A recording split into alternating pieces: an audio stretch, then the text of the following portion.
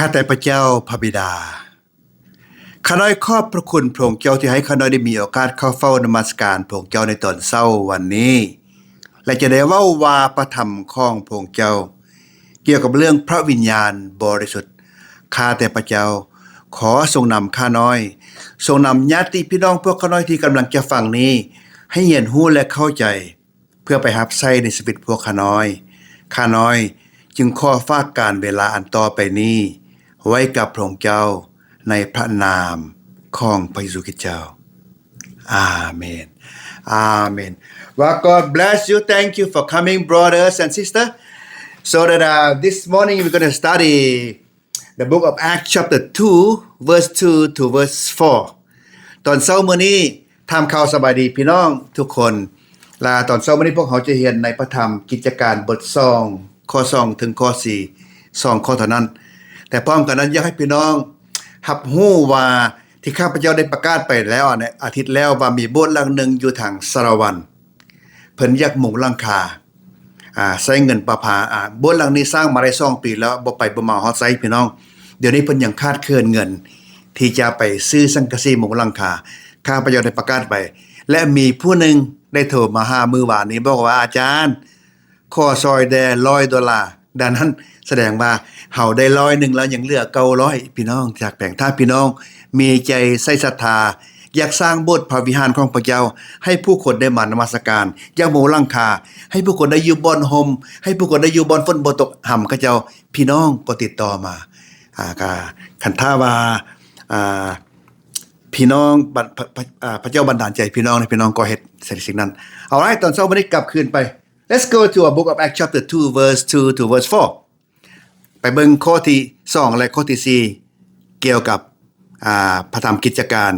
บทที่2ว่าดังนี้ข้อ2ว่าดังนี้ Suddenly there was a noise from heaven like a sound of mighty wind excuse me it filled the house they were meeting ในทันใดนั้นก็มีเสียงหนึ่งดังขึ้นมาจากฟ้าเหมือนเสียงลมพายุแห่งกล้าดังก้องสนั่นหวั่นไหวไปทั่วเรือนที่พวกเขาประชุมอยู่นั้น Well, let me interpret for you verse 2 ข้าพเจ้าขออธิบายข้อ2ให้พวกท่านฟังดังนี้ They hear the sound from heaven just like a roaring of mighty windstorm. Well, you know, it makes me think of the book of Genesis chapter 2 verse 7.When we hear the wind, the sound of wind. The book of Genesis chapter 2 verse 7, when God created man, you know what he done? He give the wind or ruah or spirit into a nostril of the man named Adam. And he became a breathing. He became a soul after that. พี่น้องที่รักแพงเมื่อเวลาลมพายุก้าเข้ามาตอนนี้หั่นน่ะเฮ็ดให้ข้าพเจ้าคิดถึงข้าพเจ้าได้ยินเสียงลมแรงหลายเฮ็ดให้ข้าพเจ้าคิดถึงว่าในพระธรรมปฐมกาลบทที่2ข้อที่7เมื่อเวลาพระเจ้าสร้างอาดัมพี่น้องจื่อได้บ่หลังจากพระเจ้าเอาดินมาปั้นแล้วนะพระเจ้าเป่าลมหั่นใจใส่ในหูดังภาษากรีกฮ้องว่า ruach นะซึ่งแปลว่าลมแปลว่าลมหั่นใจแปลว่าวิญญาณเอาเข้าในห่างกายของพวกนั้นดังนั้นหั่นนะเมื่อเวลาลมเข้ามาใช่ไหมให้ข้าพเจ้าคิดถึงว่าโอ้ลมอันแห่งกาก็เป็นลมของพระเจ้าที่ให้ชีวิต And now you know that why you know the verse 2 here why the wind or maybe roar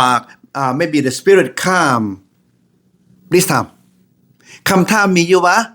เป็นหยังพระวิญญาณของพระเจ้าจึงเสด็จมาในตอนนี้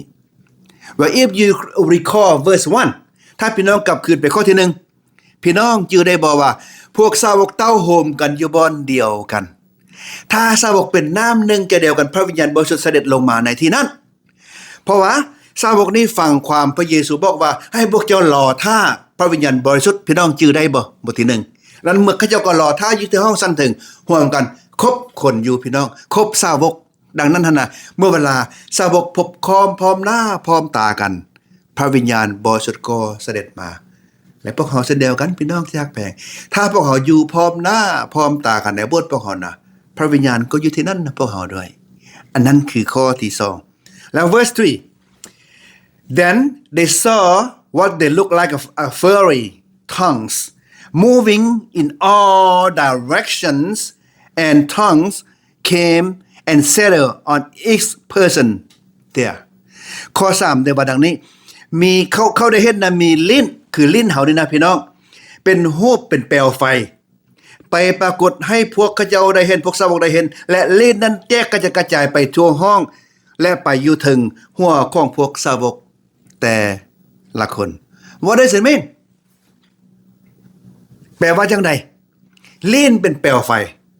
เป็นคือลิ้นคนคือลิ้นเฮาแต่ว่าเป็นแปลวไฟแล้วลิ้นนั้นไปอยู่ถึงหัวสาวกแต่ละคนนั่นมีความหมายอย่างใดเฮาเชื่อแน่ว่าพวกเขาเว้าเรื่องนี้กันมาโดนนานแต่มื้อนี้ข้าพเจ้าขอเปิดเผยยับเข้าไปอีกหน่อยนึงที่พวกเขา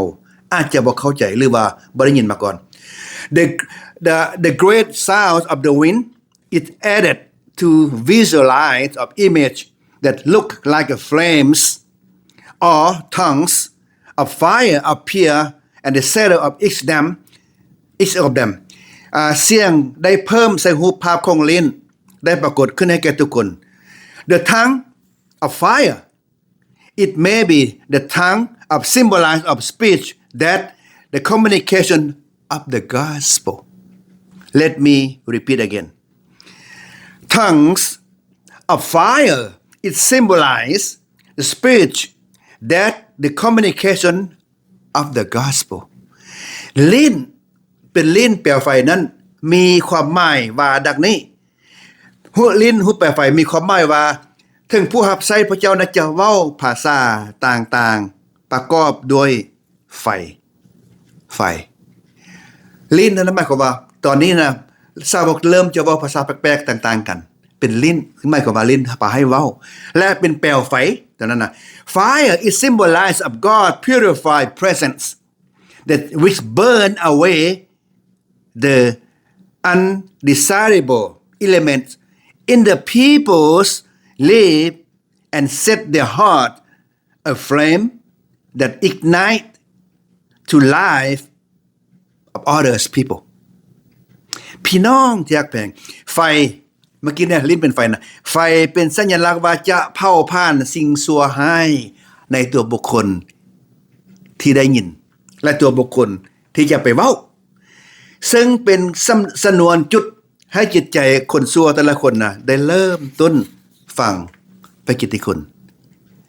พี่น้องที่รักแพงพี่น้องสังเกตบ่เมื่อเวลาพระวิญญาณบริสุทธิ์พระเจ้าเข้ามาแล้วนะมันเผาไหม้เฮาสิ่งที่บ่ดีมันออกไปพี่น้องที่รักแพงข้าพเจ้ากำลังคิดถึงว่าสร้างตีคำพี่น้องเขาจะเอาไฟนั้นมาเผาไหม้โดนคำนะให้สิ่งที่บ่ดีออกเหลือแต่คำแท้ๆในสุดท้าย so it make me think of the goldsmith you know they use the fire to burn not pure go away from the gold after they burn enough they left over only pure gold it make me think of that this is the fire ฉะนั้นพี่น้องที่รักแพงไฟตัวนี้อันหมายถึงว่ามาเผาผ่านสิ่งที่บ่ดีในชีวิตพวกเฮาถ้าผู้ใดได้รับพระวิญญาณบริสุทธิ์ของพระเจ้านะมีพระวิญญาณบริสุทธิ์ของพระเจ้าแล้วพี่น้องไฟนั้นจะเผาผ่านสิ่งบ่ดีในชีวิตให้ออกไปเหลือแต่สิ่งที่ดีคือคำนั้นดังนั้นไฟอันหมายถึงสิ่งนั้น This event is certainly fulfill the John Baptist word about the Holy Spirit baptizing with the fire อันนี้พี่น้องที่รักแพงอาจารย์โยฮันนะได้กล่าวไว้ในลุกบทที่3ข้อ16ได้บอกว่าโยฮันจะให้พวกท่านทั้งหลายเฮาทั้งหลายได้รับสินบัพติศมาด้วยน้ำแต่ว่าผู้ที่มาทีหลังจะให้พวกท่านรับสินบัพติศมาด้วยพระวิญญาณบริสุทธิ์นั่นคือว่าด้วยไฟพี่น้องที่รักแพงดังนั้นนะคนทั้งหลายรับพระวิญญาณบริสุทธิ์ด้วยน้ำแต่เมื่อเวลารับพระวิญญาณบริสุทธิ์หรือว่ารับบัพติศมาด้วยไฟแล้วนะสิ่งชั่วร้ายนั้นก็จะถูกเผาผลาญออกไปเองพี่น้องที่รักแพงพี่น้องสังเกตเบิ่งชีวิตพี่น้องเองก็แล้วกันพี่น้องเมื่อก่อนนะเฮาก็เป็นคนชั่วร้ายคนที่บ่ดีแต่เมื่อเวลาเฮามาเป็นคริสเตียนรับพระวิญญาณบริสุทธิ์แล้วนะมันได้เผาผลาญสิ่งชั่วร้ายในชีวิตเฮาออกไปหมดพี่น้องที่รักแพงแต่ถ้าบ่หมดจงปล่อยให้ไฟนั้นไหม้เด้อพี่น้องเด้อ แต่ถ้าพระวิญญาณไม่นั้นแสดงว่ายังบ่หันปล่อยให้พระวิญญาณบริสุทธิ์นั้นไม่เผาผลาญออกไปเถื่อดังนั้นและผู้รับใช้พระเจ้านะจะมีใจฮ้อนหนพี่น้องในการที่จะประกาศข่าวประเสริฐของพระเจ้าดังนั้นแหละความหมายจึงมีอยู่ว่าลิ้นนั้นนะเป็นลิ้นของภาษาต่างๆไฟนั้นจะเผาผลาญจิตใจเอาสิ่งชั่วร้ายนั้นออกไปให้หมดนั่นที่ข้าพเจ้าอยากเว้าในตอนเช้ามื้อนี้และข้อที่4จึงว่าin verse 4 the Holy Spirit took control over every one of them and they began to speak in tongue นะ whatever the language the Spirit let them speak ข้อที่4เนี่ยว่าเมื่อเวลาพระวิญญาณบริสุทธิ์เข้ามาแล้วทุกคนในที่นั้นจงเขาเต็มไปด้วยพระวิญญาณของพระเจ้าและเริ่มต้นเว้าภาษาต่างๆภาษาแปลกๆตามที่พระวิญญาณได้ส่งโพธิ์ให้เข้าเว้านั่นพี่น้องที่รักแปลงเป็นสัญลักษณ์ว่าตั้งแต่นี้เป็นต้นไปหนนะทุกๆภาษาในโลกนี้นะจะมีคนไปเว้าภาษานั้นเกี่ยวกับเรื่องพระกิตติคุณของพระเจ้าอันนี้ที่ข้าพเจ้าอยากเว้าในตอนเช้ามื้อนี้หวังว่าพี่น้องคงจะเข้าใจถ้าพี่น้องเข้ามาซะก็กลับขึ้นไปฟังเรื่องนี้สำคัญหลายดังนั้นเฮาจงเตรียมพร้อมถ้าพระวิญญาณบริสุทธิ์เข้ามาอยู่กับเฮาเหมือนดังเศร้าเหล่านี้เชิญพี่น้องร่วมใจอ่อนหวานข้าแต่พระเจ้าพระบิดาขอบพระคุณพระองค์เจ้าที่ทรงเว้ากับข้าน้อยทรงช่วยข้าน้อยในการเว้าเรื่องพระวิญญาณบริสุทธิ์เสด็จมาเป็นลิ้นและเป็นไฟหมายความว่าจังใดตอนเช้าวันนี้พวกข้าน้อยได้ฮู้ได้ยินและเข้าใจแล้วโอ้ข้าแต่พระเจ้าขอให้ไฟนั้นได้เผาผลาญชีวิตอันชั่วร้ายพวกข้าน้อยจิตใจอันชั่วร้ายพวกข้าน้อยให้ไหม้ออกไปให้เหลือแต่สิ่งที่ดีเถิดพระองค์เจ้าค่ะและลิ้นพวกข้าน้อยที่พระองค์เจ้าทรงให้นี้ขอให้พวกข้าน้อยได้เว้าพระธรรมของพระองค์เจ้าในภาษาที่พวกข้าน้อยได้ฮู้และเข้าใจข้าน้อยจึงกราบขอบคุณพระองค์เจ้าทุกอย่างในพระนามของพระเยซูคริสต์เจ้าอาเมน God bless you brothers and sisters I will see you next Wednesday or if you come to FLBC see you this coming Sunday God bless you bye bye